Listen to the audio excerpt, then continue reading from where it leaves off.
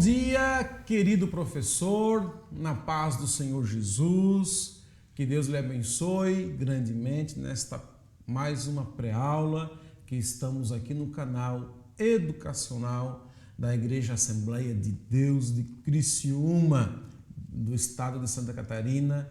Que Deus abençoe a sua vida, que Deus abençoe o seu ministério, que Deus abençoe a sua classe de adolescente, que Deus possa lhe abençoar muito nesta mais uma aula, na aula de número 5. Que Deus possa lhe abençoar grandemente. Nós estamos falando desse trimestre sobre a história da salvação e na aula número 5 nós vamos falar sobre a missão de Israel e o plano, no plano de Deus. A missão de Israel no plano de Deus. Deus tinha um plano perfeito sobre a salvação, sobre a história da salvação, e Deus precisava de uma nação para então elaborar esse plano ou para colocar em prática esse plano, e Deus escolheu Israel para esse plano, para colocar no plano da salvação. Então nós vamos entender hoje um pouquinho, né, sobre a missão de Israel no plano de Deus. O que Israel teve que fazer, o que aconteceu com o povo de Israel para então ter nascido Jesus, para a sua descendência. Toda essa missão de Israel nós vamos entender hoje um pouquinho, bem rápido, para você, professor, passar para o seu adolescente, para você passar para a sua classe um pouco dessa história de Israel. Nós vamos a leitura bíblica em classe, né? Está lá em Atos 7, do 2 ao 7. Leia com seus adolescentes, é muito importante você ler a leitura bíblica em classe com ele, é muito importante eles lerem, né? Perguntarem para você toda essa questão, também você perguntar para eles qual é a missão de Israel, o que eles tiveram que fazer, e depois você entra na lição propriamente dita. Leia a mensagem com eles que diz: Cristo fez isso para que a bênção que Deus prometeu a Abraão seja dada por meio de Cristo Jesus aos não-judeus e para que todos nós que recebemos por meio da fé o Espírito que Deus nos prometeu. Bem, quem são os não-judeus? Os não-judeus somos todos nós. O povo judeu é o povo de Israel, o povo descendente de Israel, o povo que nasceu ou é descendente de Israel. E nós que não somos judeus, nós somos os gentios, né? Os não-judeus. E Jesus veio para os judeus e para os gentios, todos os não-judeus. Nós temos que crer nele para receber. Como foi o chamado de Deus a Abraão e qual é o seu propósito? Depois, compreender as etapas do tratamento de Deus com Israel. Depois, entender quais as bênçãos espirituais que foram entregues por Deus à humanidade através de Israel. Nós vamos descobrir o nascimento de uma nação. Como é que nasceu a nação de Israel? Porque Deus tinha que colocar, Deus tinha uma missão para Israel. Então, mas Israel tinha que nascer. Como é que nasceu Israel? A primeira questão foi aqui, foi quando Deus chama Abraão. Deus chamou Abraão, na outra aula falamos, Abraão vivia numa terra muito boa, uma terra rica, né? E Deus agora chama Abraão, diz: Abraão, eu quero que tu renuncie a tudo isso, tu sai dessa terra, tu vai para uma terra que eu vou te mostrar, tu vai andando e que eu vou te mostrar. E Abraão então fez o que Deus mandou. Abraão renunciou a viver com os pais, renunciou a viver com os parentes, renunciou a viver com toda aquela riqueza e saiu ele, o seu servo e o seu sobrinho para onde Deus ainda ia mandar, né? E eu coloquei ali, Abraão renunciou tudo. Será que nós estamos dispostos a renunciar aos nossos pequenos caprichos para agradar ao Senhor? Muitas das vezes, professor, nós temos também que aplicar isso na vida do adolescente. E em toda a história bíblica, uma das coisas que Deus mais gosta é a obediência. Deus falou para Abraão: Abraão, sai, vai para um lugar que eu vou te mostrar. Abraão, na mesma hora, pegou as coisas dele, da família dele, da esposa, e saiu, obedeceu. Muitas das vezes nós temos que falar para o adolescente: quer ser abençoado por Deus, quer ser uma bênção na mão de Deus, tem que obedecer. Às vezes Deus manda nós: não, larga o teu celular só uma hora por dia, e você não quer obedecer a Deus nessa questão. Então, faça como Abraão fez, obedece a Deus, renuncia, que Deus vai te abençoar. Passa isso para o teu adolescente. Um ato de fé. Por que um ato de fé? Porque hoje, um exemplo assim, se Deus chegar para mim e falar: Jefferson, larga tudo e vai para uma cidade que a cidade é, digamos, vamos lá, Moçambique, na África, né? Um país, Moçambique. Eu rapidamente vou na internet, vou ver como é que é Moçambique, vou ver o número de habitantes, vou ver a área territorial, vou ver o que está acontecendo lá e vou, Moçambique é assim, já vou meio que preparado, digamos assim, para a cidade de Moçambique.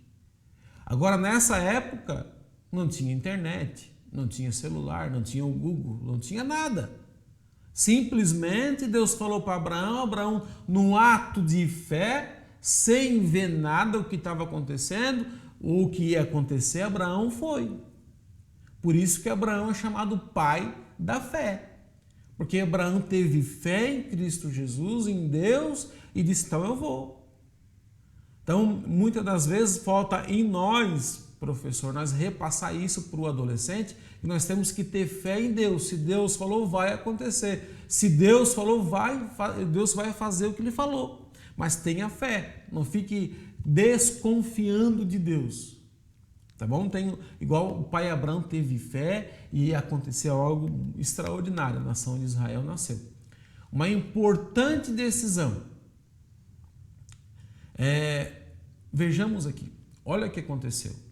Quando Abraão fica na sua terra, Abraão decidiu então obedecer a Deus. Abraão decidiu então fazer o que Deus mandou, e isso deu algo maravilhoso, porque Deus abençoou Abraão. Isso porque mesmo diante das promessas da bondade do Pai, alguns preferem seguir seus próprios instintos e emoções ao invés de obedecerem ao Senhor. A decisão é tua. Deus quer que você obedeça, mas você tem nas mãos de obedecer ou não, tá? A importante decisão de obedecer ou não está nas tuas mãos. Você tem que passar isso, professor, para o adolescente. Deus não vai te obrigar a fazer nada, mas você tem que optar em obedecer. A decisão é sua. Abraão obedeceu, Abraão então quis fazer o que Deus mandou, Abraão creu nas promessas, Abraão creu no que Deus falou, e até hoje nós falamos de Abraão, até hoje nós falamos do pai da fé que é Abraão, até hoje nós falamos das grandezas que Deus fez com Abraão, porque ele então obedeceu à voz de Deus. O estabelecimento de Israel. Egito, um lugar de multiplicação. Na história do Egito, aqui nós temos que voltar um pouquinho. Abraão teve um filho chamado Isaac. Isaac teve 2 filhos, Esaú e Jacó. Jacó então casou e teve 12 filhos e algumas filhas. Passou um tempo, houve fome em Israel. Nessa época José já estava no Egito. O povo de Israel, que aproximadamente 70 pessoas ou um pouco mais, foram para o Egito, e lá no Egito eles aprenderam muita coisa, só que daí daqui a pouco eles foram escravizados no Egito, Mas com tudo isso eles começaram a multiplicar. O que é multiplicar? Israelita começou a nascer no Egito. Foram nascendo. Quando eles saíram 400 anos depois da sua entrada, quando eles saíram do Egito, eles estavam com mais de 1 milhão de pessoas. Olha, se comparar com Criciúma, daria mais 5 Criciúma mais ou menos. De tanta gente que tinha, de tanto israelita que tinha dentro do Egito. Então agora eles saem do Egito e ali, por isso que está, Egito é um lugar de multiplicação. Apesar que o faraó estava escravizando ele, Deus estava abençoando o povo, Deus estava ensinando o povo no Egito, e lá eles fizeram uma multiplicação, entraram com 70 e saíram com mais de 1 milhão de pessoas. Olha o que aconteceu. Vamos lá. O deserto, um lugar de purificação. O povo de Israel tinha um plano. Deus tinha um plano com o povo de Israel. Deus tinha um plano de levar eles para o Egito. Deus tinha um plano de trazer do Egito de novo, de colocar eles no deserto. Do Egito até a terra prometida, que nós vamos ver daqui a pouco, daria aproximadamente 40 dias eles andando. Seria muito rápido. Só que, porém, Deus fez eles andarem no deserto 40 anos. Por quê? Porque eles tinham que fazer, Deus tinha que fazer com eles algumas coisas. Entre elas, a preparação, a maturidade, ao entender o que é guerrear, o que não é guerrear, entender toda essa questão e também a purificação. Para eles não ficar mais pensando no Egito, eles não ficar mais pensando no que tinha no Egito, para eles ficar pensando em quem Deus era para eles, o que Deus estava fazendo por eles. Então foram 40 anos de preparo, 40 anos de algo maravilhoso que Deus fez com eles, dentro do deserto. O deserto preparou, o deserto purificou e o deserto deu para eles experiência com Deus, para eles viverem uma vida diante da face de Deus. Vamos lá. Canaã, a terra prometida. Olha só. Então, daí 40 anos passaram dentro do deserto. Depois de 40 anos caminhando, eles chegaram a Canaã, uma terra onde havia leite, mel, onde tinha muitos frutos, onde tinha coisas maravilhosas, onde Deus estava abençoando eles grandemente. Em Canaã, finalmente o povo de Israel estava seguro. Séculos mais tarde, foi nesta terra que nasceu o Redentor. Então Deus prometeu uma terra para eles, Deus deu a terra para eles. E agora na terra onde eles estão vivendo, agora eles vão morar em casa, eles vão plantar, eles vão colher, eles vão fazer tudo. Eles vão guerrear, eles vão cuidar da terra, porque Deus tinha prometido a terra e Deus deu para eles a terra prometida. Vamos lá. As bênçãos de Israel para o mundo. Primeiro, a aliança de Deus. Deus fez uma aliança. E essa aliança até hoje ela está com Deus, e essa aliança Deus através dessa aliança Deus vai nos abençoar, Deus já nos deu o Redentor, o Salvador. Então, primeira promessa, primeira bênção é a aliança de Deus para com o povo. Está escrito que Deus estabeleceu aliança com Israel. A aliança ou o testamento são acordos baseados nas promessas de Deus.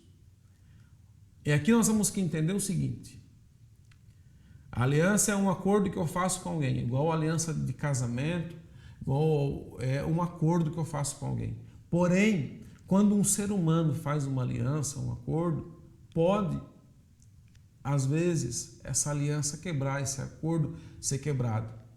Mas quando Deus faz uma aliança, não é quebrado. Esse acordo não é refeito.